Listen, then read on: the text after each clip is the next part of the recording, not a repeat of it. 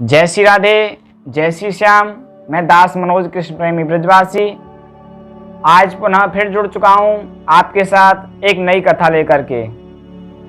कृष्ण भक्त ताज बीबी अकबर की पत्नी जोधाबाई के बारे में आपने काफी सुना और पढ़ा होगा, लेकिन शायद ही कभी अकबर की उस पत्नी के बारे में सुना होगा जो थी तो मुसलमान, लेकिन कृष्ण की ऐसी दीवानी कि स्वयं गोपाल को इन्हें दर्शन देने के लिए आना पड़ा। अकबर की इस पत्नी का नाम था ताज बीबी। इनकी समाधि आज भी ब्रजभूमि की रमन रेती से लगभग 2 किलोमीटर की दूरी पर मौजूद है और कृष्ण भक्ति की गाथा कह रही है। इनके विषय में कथा है कि एक बार इन्होंने मौलवियों, मुल्लाओं और अपने इमाम से पूछा कि क्या अल्लाह का दीदार हो सकता है। सभी ने उत्तर दिया, हाँ हो सकता है। इनका उत्तर जानकर ताज बीवी काबा शरीफ की यात्रा पर चल पड़ी। मार्ग में एक पड़ाव ब्रज में पड़ा। घंटे घड़ियालों की आवाज सुनकर ताज बीवी ने लोगों से पूछा कि यह क्या है। दीवान ने कहा, यहाँ कुछ लोगों का छोटा खुदा रहता है। ताज ने आग्रह किया कि वह छोटा खुदा से मिलकर ही आगे चलेगी। जैसे ही मंदिर में प्रवेश करना चाहा, पंडों ने उन्हें रोक दिया। ताज वहीं बैठकर गाने लगी। कहते हैं कि ताज की भक्ति से प्रसन्न होकर श्री कृष्ण ने इन्हें साक्षात दर्शन कृतार्थ किया था। ताज बीबी गोस्वामी विठलनाथ जी की सेविका बन गई।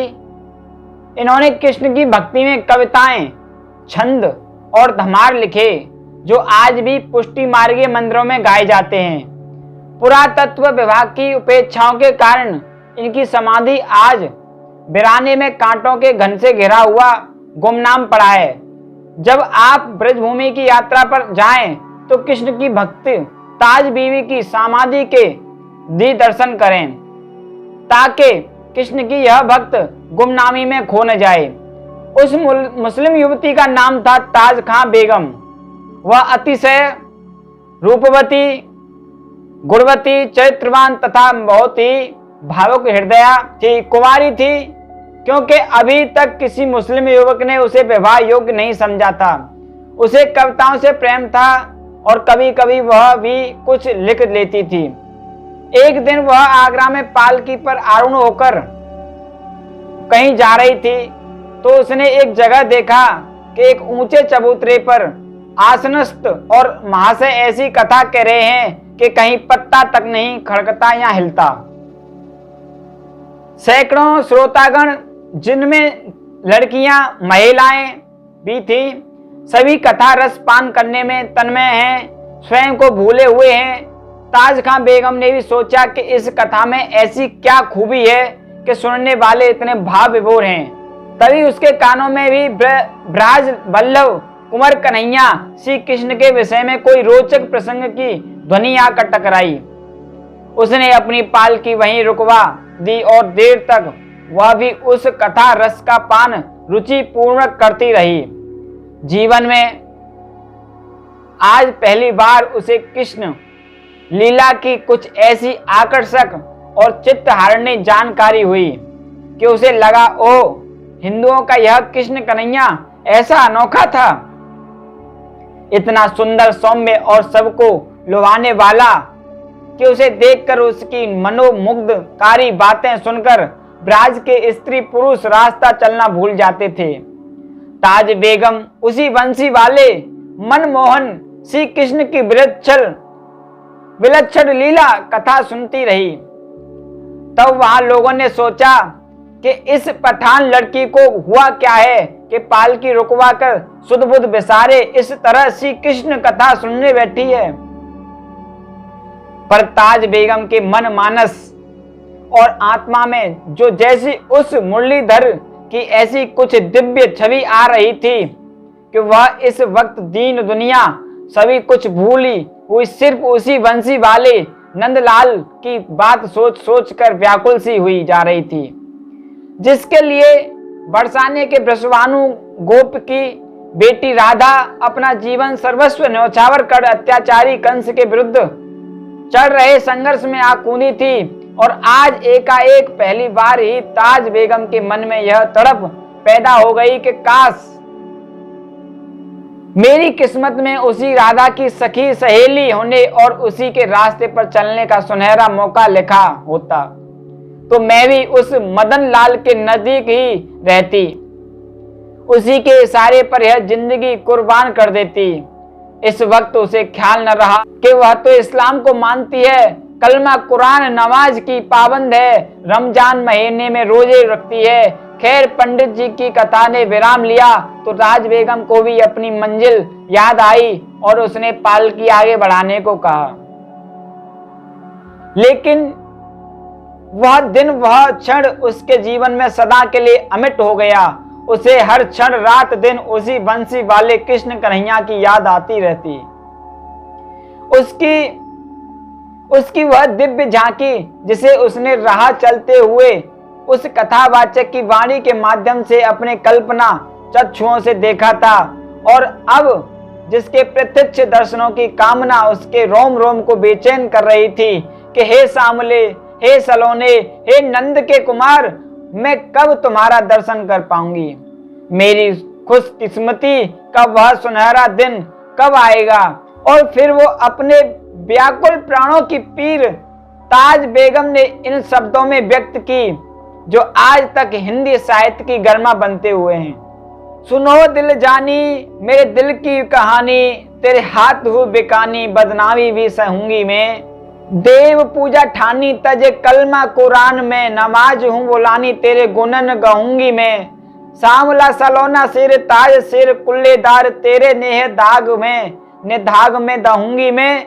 नंद के कुमार कुर्बान तेरी सूरत पर, हूँ तो मुगलानी हिंदू आनी में रहूंगी मैं। कलमा कुरान छोड़ आई हूँ तियारे पास, भाव में भजन में दिल को लगाऊंगी मैं। पाऊंगी विनोद भर भर के सुबह शाम, गाऊंगी तिहारे नीत नेक के लगाऊंगी। खाऊंगी प्रसाद प्रभु मंदिर में, जाप जाप माथे पे तिहारी पद रज को चढ़ाऊंगी। आशिक दीवानी बन श्याम पद, पूज पूज प्रेम में पगानी राध किसी बन जाऊंगी मैं। ऐसी विलक्षण दीवानी श्री कृष्ण प्रेम में पगी राधिका बनने को आकुल व्याकुल थी। ताज बेगम के उसे मुस्लिम समाज द्वारा अपनी बदनामी होने का भी कतई डर नहीं था। वह कहा करती थी, धन्य ताज खां बेगम, तेरा प्रभु प्रेम पगा जीवन पूरे भारत के लिए प्रेरणादायक रहा है। छैल जो छबीला सब रंग में रंगीला, बड़ा चित्त का अलीला कहूँ देवतों से न्यारा है। माल गले सोहे नाक मोती श्वेत जो है कान, कुंडल मन मोहे लाल मुकुट सिर धारा है। दुष्ट जन मारे सब संत जो उबारे ताज, चित्त में हारे प्रण पीत करण वारा है। नंद जी को प्यारा जिन कंस को पछारा, वह वृंदावन वारा कृष्ण साहेब हमारा है। वह वृंदावन वारा कृष्ण साहेब हमारा है। सुनो दिल जानी मेरे दिल की कहानी, तुम दस्त की बेकानी बदनामी भी सहूंगी मैं। देव पूजा ठानी में नवाज हूँ बुलानी, तज कलमा कुरान साढ़े गुनहन गाऊंगी मैं। नंद के कुमार को रुबान तेरी सूरत पे, हूँ तो मुगलानी हिंदू आनी बन रहूंगी मैं। हूँ तो मुगलानी हिंदू आनी बन रहूंगी मैं। ताज बीवी के इस ललित छंद की जितनी भी व्याख्या की जाए वह अधूरी ही होगी। अकबर की हिंदू पत्नी जोधाबाई को तो बहुत लोग जानते हैं, किंतु उनकी यह मुस्लिम पत्नी भी भगवान कृष्ण की भक्त में तल्लीन हुई। अकबर की इस पत्नी का नाम ताज बीवी था। इनकी समाधि आज भी ब्रजभूमि की रमन रेती से लगभग 2 किलोमीटर की दूरी पर मौजूद है और कृष्ण भक्ति की गाथा कह रही है। इनके विषय में कथा है कि एक बार ताज बीवी यात्रा पर चल पड़ी। मार्ग में एक पड़ाव ब्रज में पड़ा। घंटे की आवाज सुनकर ताज बीवी ने लोगों से पूछा कि यह क्या है। दीवान ने कहा, यहाँ कुछ लोगों का छोटा खुदा रहता है। ताज ने आग्रह किया कि वह छोटा खुदा से मिलकर ही आगे में चलेगी, किंतु मंदिर में प्रवेश करना चाहा तो पंडों ने उन्हें रोक दिया।